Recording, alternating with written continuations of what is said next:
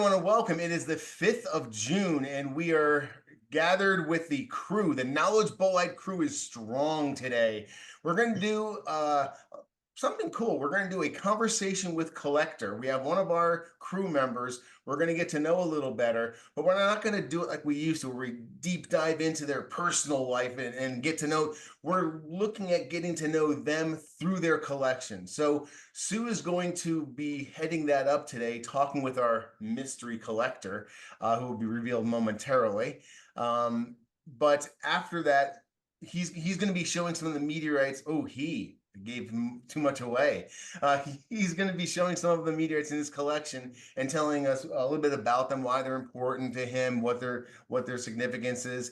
And then the rest of the crew is going to piggyback on that afterwards and do some show and tell within the same classification. So we'll be able to get to know our crew a little better and also see some sexy meteorites. Sue, would you like to introduce our collector today? Yes. So today, Conversations with Collectors is featuring none other than Chris Monk of Rocks on the Ground. Yay! Yay! Hey. So we not only consider Chris to be a knowledgeable crew member, but also a friend. We are also friends with his awesome, beautiful wife, Hassi. They have a beautiful family together. They got married back in 2022, and Topher and I were in attendance, and it was amazing. Mm-hmm. And we spent a lot of Meteorite Mansion time with Chris and Cassie. And yeah, so let's bring Chris on and introduce him. He's one of the most asked about crew members, so I think a lot of you guys know who he is, but we're going to get to know him a little bit better today. Hey, Chris. Hello. Chris, tell us how you got into meteorites. So much like the story I've heard many times is everybody says, well, I didn't know you could own a meteorite. So I've been collecting rocks since I was wearing pants big enough to stuff them in my pockets. You know, I grew up watching space and all these things, but meteorites were only something that I thought were in museums. I didn't think people could own them themselves. And one day I found out different, and I've been hooked ever since. That's awesome. So what was the first meteorite that you ever purchased? So funny story, and I don't know if do you want me to start showing them right now, or are we just talking? So what's your first meteorite purchase? Go for it, man. We're excited. Okay, so funny story. I was in Kentucky. My parents had moved after they retired. They went to Kentucky. This is like 2005-ish time frame. And I see this little rock store, and so I go in there, and I'm looking around, looking at out of school stuff, and I see this, and it's labeled meteorite. And I saw some moldavite there and some other things that I was familiar with that I was pretty sure. So I bought one meteorite, well, what was labeled as a meteorite, and I took it home. And being the scientific type person that I am, the first thing I did was a streak test, and I started, investigating it and getting on the internet, learning a little bit more about it. And I took it back to him, and I was like, this is definitely not a meteorite. This is hematite. And so then I saw this one right here, and I got it, and I was like, okay, that doesn't look like the other one. It's got these almost like crystal faces on it, and this has to be a meteorite. So I bought it, and I mean, anybody who's ever bought a meteorite would be appalled at what I paid for this. Oh no. But I literally think I paid $75-$80 or something for this. And so I took it home and I set it on my shelf, and it was my proud meteorite for about 5, 6, 7 years. And the more I read, the more I learned, the more I studied. This is 100% not a meteorite. I still don't even know what it is. I think this might be shale off of an old 1934 Ford.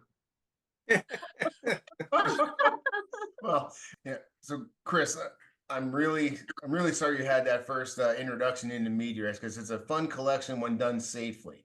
It's a fun hobby when done safely. And that's kind of why it burns me so much when I see stuff on eBay that's fake, because I know there's someone who's going to have that as their meteorite for 5 years until they finally figure it out. And yeah, so Sue, back to you. Chris, you would not be the first meteorite collector to have purchased a MeteorWRONG. I think everybody has a similar story. All right. So one thing that I loved working with you on last year was, I believe it was our anniversary present, my anniversary present for Topher. And I got a Rocks in the Ground Chris Monk collection. There were a lot of carbonaceous meteorites in there. I know that was one of your things. I know you work on HED classifications, that you're trying to collect a lot of carbonaceous classifications. Do you have any specific favorite carbonaceous meteorite that you want to share with us? So I do. So first off, I'll show you, I'm going to show you how I display it. Oh, man.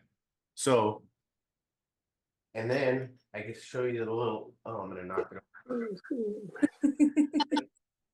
Oued Mya 003. Yeah, I pronounce stuff totally different, so that's just as but this is, and not many times do I put on a glove to handle meteorites, but I'm gonna with this one. Yeah, I'm holding my breath, man. So 14.5 gram piece, oriented, rollover lip, C3 ungrouped. And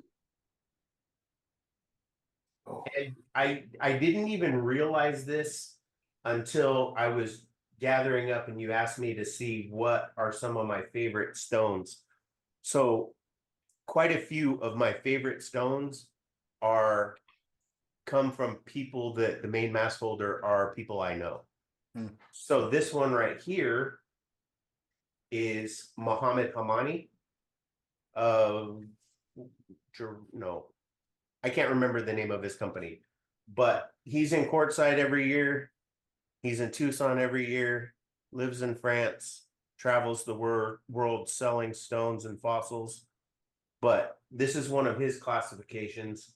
And how cool is it not to have something so rare as a ungrouped C3, but something with rollover lips and this crazy point, and Self-standing. like a kiss. Gorgeous. Jules said in the chat that his company is called Hamani Inc. Yeah, that is gorgeous. Those flow lines over the sides of that rollover lip are amazing. Yeah. Yeah, I thought that was cut almost when I first saw it. Like, that is an awesome shape. Seeing this in person, it is just phenomenal. Like you can't get any better of a oriented piece. And then, like I said, it's a super rare classification. And that's kind of one of the things I'm into. That's one of the things I like about Carbonaceous so much. It's not only do they have all the building blocks of life, but they're super rare and usually pretty cool. Would you do me a favor, Chris? Because that thing is screaming thumbnail. I need a high quality picture of that because I guarantee that will be on the thumbnail of this video. Thank you, man. Of course. Well, Topher, you haven't seen any of his other meteorites yet, so you never know. Yeah, but I remember seeing that one when he got it. Just checking in with the chat. The crew likes the way you're displaying it. It's very cool. So I had another question for you, and I will be honest, it's a little bit self-serving. I think everybody knows what my favorite type of meteorite is. I love pretty pallasites. Do you have a favorite pallasite that you want to share with us? I do. And I think if you went back and watched all the Hangouts, I've probably said it about 20 times. So my favorite pallasite is Hassi L. Ooh. So this is my small piece, but I just bought a bigger piece that should be in the mail and coming back. Hassi El is a ungrouped pallasite, so it's super rare. And then sticking with the theme of from people I know, this was Mark Lyon's classification. The etch on this one is just super cool. It's got all those little black speckles in it. I'm very attracted to aesthetics of stuff, not always just the science, but pretty as well. This one is one of we had a hangout a couple weeks ago. We were trying to help identify a Pallasite, and there was like 4 Pallasites names in play. Not with this one. You see Hassi, you can pick it out of a lineup very easily, even though it's camouflaged. Awesome. Well, thanks for sharing that, Chris. So, can I hijack your questioning for 1 second? Because Sure. I wanted to also say one thing about Chris, because we want to know Chris Monk as a man. What's the man behind the goatee? And I will tell you this. I'll let you talk about what you do for a living, but I will tell you, you are one of the few people that when the end of the world apocalypse comes, it's going to be you and me and my meteorites up in a turret somewhere. You are one of the most handy men I know. What do you do for a living, and you know, how is the janitorial business going? So by trade, I'm an electrician. Over the years, I've done many things. I started out, so my daughter was born very young, so I didn't get the opportunity to go to college. I had to start working at a young age. And I started working in a machine shop. So I came up through the machine shop. I machined parts, I cut parts. When I got old enough to use some of the machines, I did some other stuff. I welded, I did a whole bunch of stuff. But then when I was a little bit older, could afford to go to school, I went through a 4-year apprenticeship, got a degree in power plant technology. I'm an industrial electrician at a power plant. I've since moved on to leadership, but by trade, I'm an electrician, and I work at the largest power producer in the United States, Palo Verde. That's awesome. Yeah, and I'll tell you, you're a handy man to have around, and you don't mind being the first one to dig in and get the work done, but the last one ever to wear a pair of jeans. I don't understand how you can do, as cold as Tucson gets, shorts all the time. Anyway, you're weird. I'll tell you a funny story about that. So, like, I just have never been a pair of pants person. So I mentioned some of the things that I did prior to working at the plant. I had to buy pants when I went to work at Palo Verde because I didn't own any. I wore shorts all the time, and a lot of times cut off jeans. And when I was a welder in my 20s, and I would weld in jeans, and I caught myself on fire more times than you could imagine because of the frayed nature of cut off jeans. I said you were handy. I didn't say you were smart. So, I'm sorry to interject. Go for it. I was just saying safety first. I have one more personal question for Chris. Chris, remind us, you have one daughter and one stepson? That's correct. Correct. All right. I believe I met your daughter at the wedding. I did spend more time with your stepson. He was really awesome. You have a great family. So I just wanted to say that.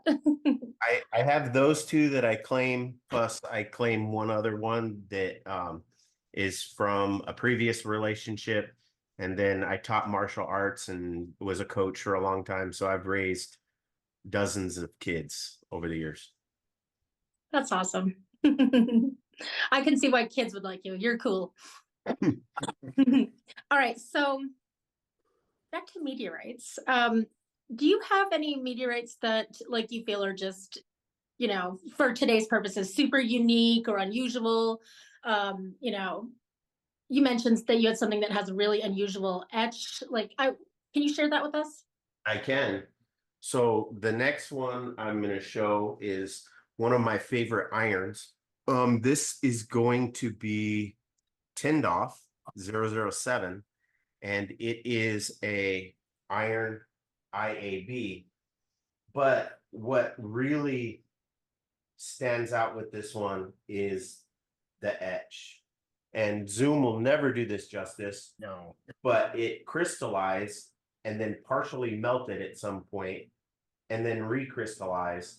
So if you look at the center part, you have these large crystal structure, and then around the edges, it looks more like Taza or just these really fine grained crystals. It's just one of the most unique irons I've ever seen. And also a crew member, Dr. Yang, is the main mass holder for this. Cool. Oh, That is such Really a cool. striking, excuse me, striking and absolutely unique iron. It is. You would think that it was something extremely rare or just some kind of crazy subtype or something, but it's not. It's just a IAB. Wow. It's not an IAB-complex. Yeah, it says complex, but I'm just going with this basic, which is Yeah. just really stick out pretty. Those plates of grain of metal grains are just, the light is dancing and playing with them perfectly, man. Do you know what it kind of reminds me of? That blocky, the way you're moving it around and the etch kind of changes and the light captures it. It gives it like this Minecraft look. If I'm probably dating myself, but I would have said Cubert. oh, you are dating yourself. Wow. That's beautiful. Yeah, and that's a super special one. In fact, Yang likes it so much he's trying to buy it all back, even though it's his classification and he sold it. He has a standing order. If you have some, he'll buy it. But I don't think he's going to get that one from Chris. Nope. Nope, that's mine forever. Awesome. All right. Well, there's one meteorite that I know, or classification that I know that you collect a lot besides carbonaceous. And you've mentioned that it's kind of the pride and joy of your collection. So I thought I would save the best for last. Show us what your favorite meteorite is to collect. So being into carbonaceous and also being into rare types, one of my pursuits is to collect all of the CB, the Bencubbinites. So I'm getting close. I'm getting real close. So I'm going to try to get this all in here. Just so our viewers who may not be into meteors as much as us are, this is a super, super ambitious goal. It Yes. is. Because as far as rarity goes, Bencubbinite is some of the rarest of the carbonaceous. And you see some of the classifications, like I'll give you an example, 1814. Where is it? This is 1814. NWA 1814. So this is an 8-gram piece of what I believe is a 75-gram classification. Wow. That's one of the biggest I've seen of that. You know, some of the other ones, Gujba is one of the common ones. This is one that I just recently got. I'm gonna butcher it. I'm gonna say that it's Grosso Imbrancia or something. yeah, Quebrada. I'll just call it Quebrada. That one is one that I messaged a guy in Tucson, the main mass holder, and it took him a couple of months to get back to me, but I recently got Grapevine Mesa is from Arizona, my home state. This one is Bencubbin. This is the namesake of the classification. Then I got a couple pieces of Weatherford. I have Arguin, 001, the golden Bencubbinite. Oh, wow. Do you have Fountain Hills? No one has Fountain Hills but the Kilgores or universities. And yeah, if I could, I would. I tried to trade them my truck. They wouldn't take it. That's the holy grail for Bencubbinite. This one right here is real interesting. This is NWA 4025. This is the only one that's classified as CB. And I will put this out there as a caveat to my collection. I'm talking about not Antarctica, classified in the Met Bull as CBs. Yep. There's 12. I currently have 9 in front of you and 1 in the mail, and I'm still looking for Sierra Gorda 13. Oh, Sierra. Getty has a question in the comments. Which one is your favorite of the Bencubbinites? Probably NWA 1814. because you have the sexy full slice. Hold on, let me highlight you. So funny story about this one, I can tell you too, is here, I'm gonna take it out so you can see it better. Bencubbinite does not show up well in photos or pictures. It's so reflective. So we were digging through stuff in 2022 in Mark Lyon's room and ran across this. And I talked to him about it, asked him what he was charging for it. It was basically 2 house payments. Wasn't gonna get it. And so I put it back in the box and I walked away. And then a couple of months later, I contacted him and I asked him if he still had it. He still had it. And so I told him, I basically, I talked him into shipping it to me, letting me cut it in half, pick the best piece, and then send him the other piece back. So I got it and I sat on it for 3 weeks, looking at it going, I just can't cut this. It's a full 8-gram slice. I cannot cut this. And so I sent him the rest of the money and I kept it whole. The other house payment. Yeah, I sent him the other house payment. We stayed in the car for about a month. Fantastic. So of your Bencubbins, I will tell you what my favorite one is, probably the one that you said was the least rare. Would you be willing to show us the Gujba? Gujba is just so pretty. So this is a piece that I picked up off of Craig. He had put up a stone that he decided that he was going to cut. And this is the biggest piece I could afford. Oh, it's so pretty. It's got just the perfect spheres of. Yeah. Yeah. God, when you're buying Gujba, I think the only choice to make is buy the biggest you can buy or can afford.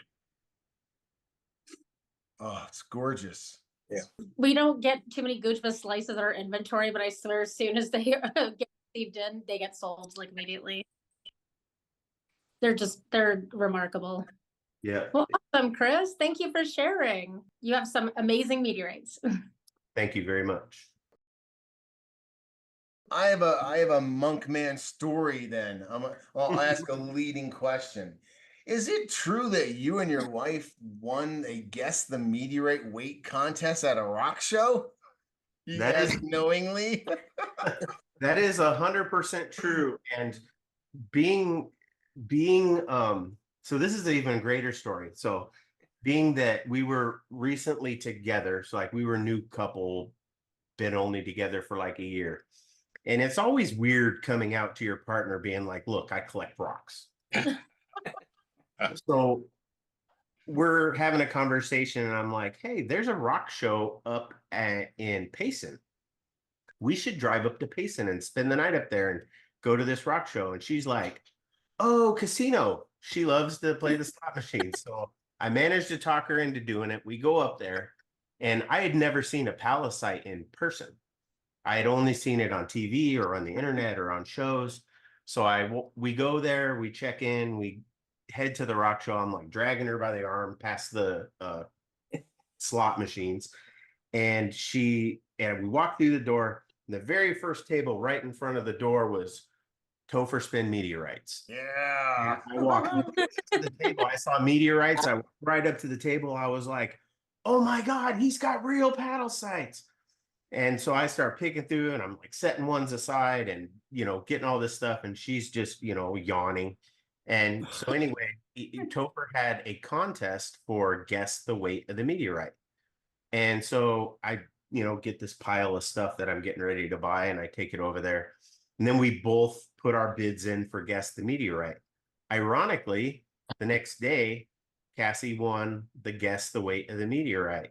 And so we went back, we saw Topher, we got this little, I think it was a Munia Lusta, like dog tag style necklace. But that was the day I met Topher. And we actually have a picture commemorating that win. It's actually right here. We're looking at it right now. Yeah. It was, I only really took that picture because honestly, I'm so cheap. That was the first thing I ever gave away. I honestly had no idea that you'd become an absolute nuisance in my life week after week from that day on. And yeah, I absolutely love our friendship, man. I really enjoy leaning on you from time to time during the show and tells. I pick on you quite a bit because I know you got a big back. You can take it. And the wire saw work you do is second to none. Well, second to one, maybe. But yeah, we really appreciate you having you on the crew, and you make us stronger, Chris. So thank you very much, man. You're welcome. I really enjoy being here. I love everybody on the crew. I enjoy our conversations, and for the first time in my life, I have a group of people that enjoy collecting rocks too. It just took till I was almost 40 years old to find you. Nice. Awesome. Thank you, man. I think we're going to bust out into a little bit of show and tell. Hopefully you guys out there in the cyber world enjoyed that conversation. Please leave a comment of who we should do next. Is it going to be Jim Shelton, Dave Pinsky? Is it going to be Pat? I have no idea. But hopefully you guys enjoyed that. And now let's look at some other meteorites.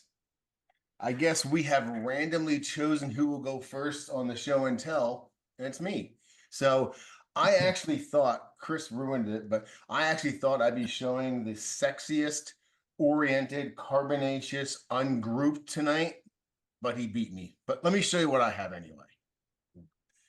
This is the smallest but most perfect oriented Tarda with flow lines.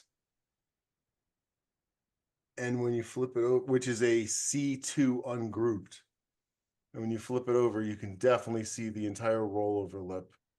Oh Wow. yeah, Very pretty. that's amazing that it has all that.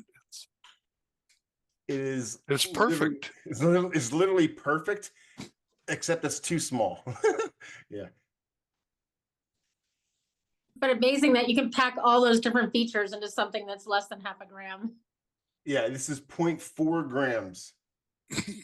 And the interesting thing about that strewn field is after it was discovered, there were literally a couple of hundred people laying on their stomachs, going through the sand grain by grain with a magnet in their hand, looking for these little perfect ones. And they found an amazing number of them and recovered them and saved them. And I actually got mine from the main mass holder. So this is one of the first ones that was collected. Yes, I'm very, very happy with that. Now I have another carbonaceous ungrouped. And again, maybe I'm showing off gifts tonight. Maybe that's a little thing that I'm doing. So this is a gift from Juan Aviles. And this is a gift from Mark Lyon. This is NWA 12416, a C3 ungrouped. At the time, it was 1 of 15. I'm not sure where we stand right now. But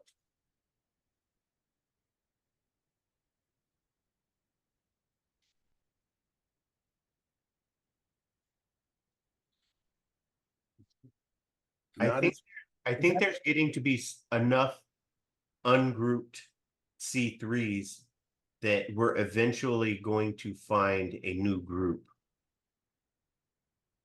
Yeah, Well, they there's did- one other group hanging out there too that is a grouplet, and has been CT. proposed, but not happened yet. Yeah.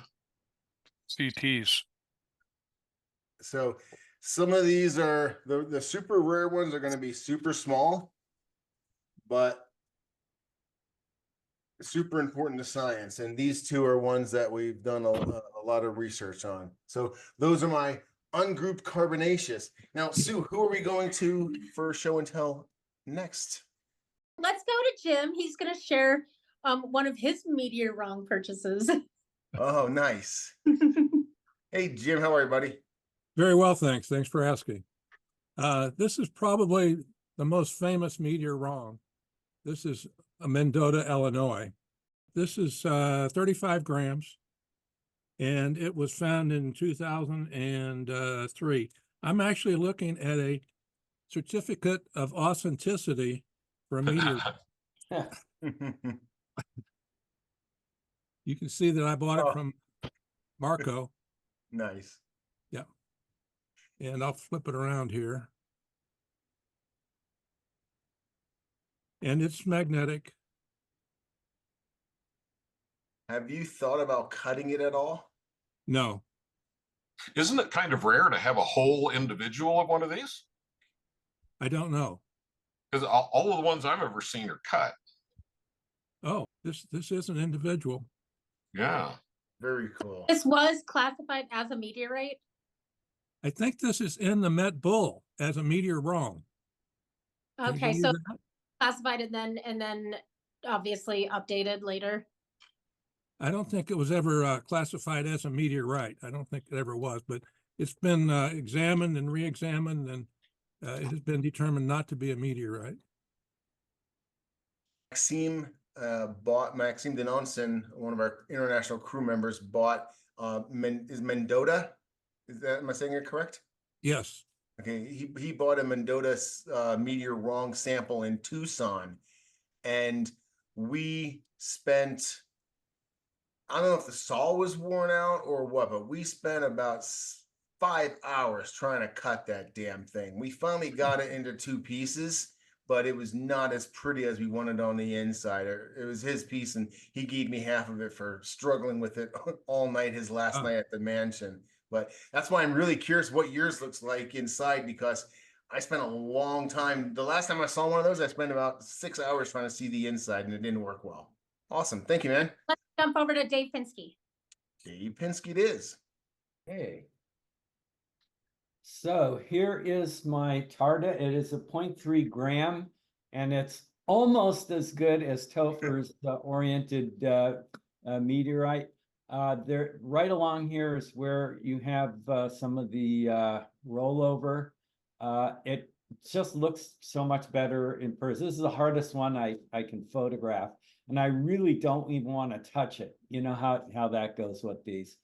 And I love it. I mean, it's one of the best oriented meteorites I have, but boy, it's tiny. You know, but it's a rare type meteorite. You see some of the cracks along here when it cooled, but it's just when you see this, I keep thinking, how does this stay intact? It falls. I mean, I look at it and there's just no business staying intact, but somehow they stayed intact. Yeah, these are very friable, and if you get them wet, they turn into a pile of black fluff. And the cracks in these actually are contraction cracks, because this one contained a considerable amount of water.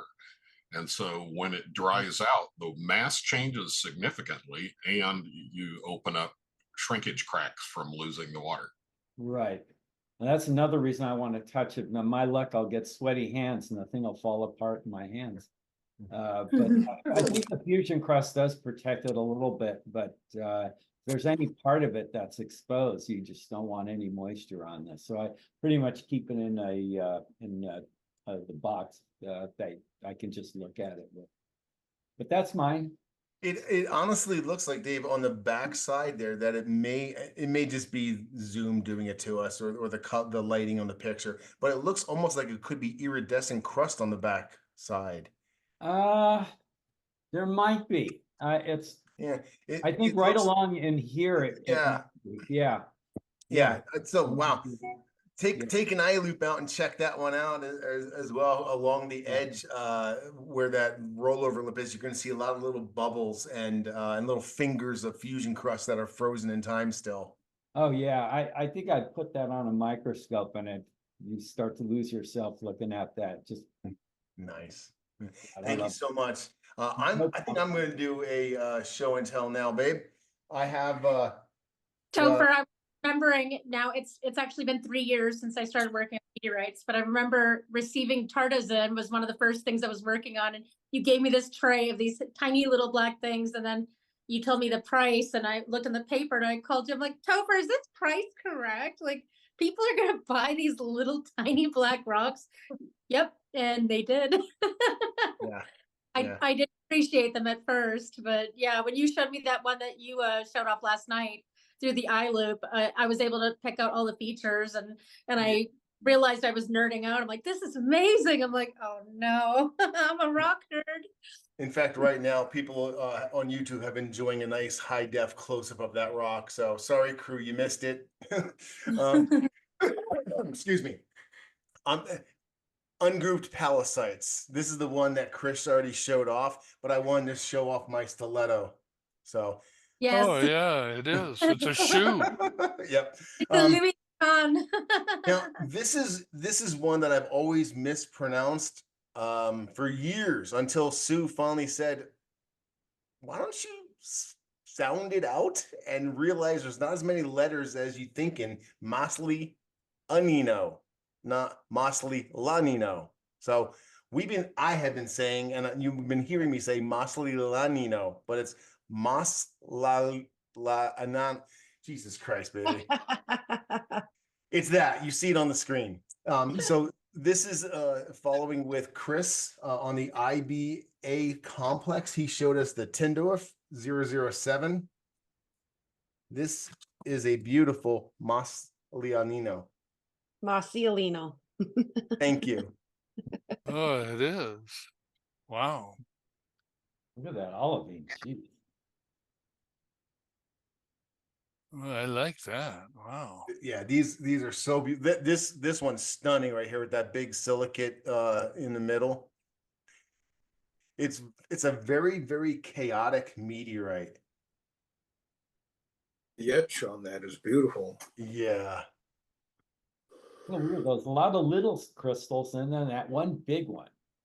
Yeah, that's the reason why I bought this one necessarily, because I pick every piece of my inventory out one at a time. And that's the reason why I grabbed this one. I was like, that silicate right there, leave the other 12 pieces behind. This is the one I want. And now you have a little metal bit floating in the middle of that too. That's this is one that you can get lost in the detail as well under a microscope, because there's constantly the deeper you go and the more you look, there's all kinds of stuff going in there. So yeah, this is a very beautiful meteorite. Just so people kind of understand the approximate value. This is 12.5 grams, and it's probably about $250 to $300, something like that. So gives you a little idea what we're talking about. Oh, we're gonna jump over to Allison for another rare ungrouped Pallasite. There we go. In fact, I do believe the words used by the dealer on my certificate of authenticity are ultra rare, beautiful, and cut Pallasite. This is my Choteau Pallasite. And just in case you're new and you haven't caught on yet, when we refer to an ungrouped anything, this is in particular an ungrouped Pallasite. It means that it's closest to the Pallasites, but it's just not quite the same. So they can't say Pallasite, this type, Pallasite, that type. So they put it into an ungrouped Pallasite, or as Topher had earlier, some ungrouped Carbonaceous. It is carbonaceous, but it's not like other carbonaceous meteorites, or this is a Pallasite, but it's not like other Pallasites. So just in case that went over your head, I wanted to just drive that home right now real quick. Thank you. Yeah. This is Choteau Pallasite. It is ungrouped. And one of the reasons why this is different from all of the other Pallasites is because the silicates inside of it don't match other Pallasites in any way, shape, or form. I'm going to put a Pallasite next to it. This is admire. I think we're all familiar with an admire. And you can see how, our olivines and stuff in this piece are quite gemmy. And in my Choteau Pallasite, they look rather unremarkable, to be honest. There's something else important about Choteau, though, isn't there, Allison? Well, yeah. Yes, it's my home state Pallasite, the only Pallasite found in the state of Montana. So yes, it's one I had to have. Nice. However, we're going to talk about, I can't cite the paper, but let's just say in a paper, I read that the silicates inside of a Choteau Pallasite closer resemble silicates inside of a mesosiderite. And this is Vaca Marta. And if you'll notice, the silicates inside of my Choteau do kind of resemble that Vaca Marta just a little. So again, it's more like Pallasite than it is like Mesosiderite. So it is a Pallasite, yet it teeters on the edges and just outside of the norm. However, I got to point this out too. I couldn't notice that Topher's mossy also kind of resembles a Choteau Pallasite as far as the silicates are concerned. I think they're very similar. Although I have not read a paper citing any such similarities, but I just couldn't notice how uncannily similar some of the silicates inside this mossy were compared to my Choteau. That is a fantastic show and tell and explanation as well.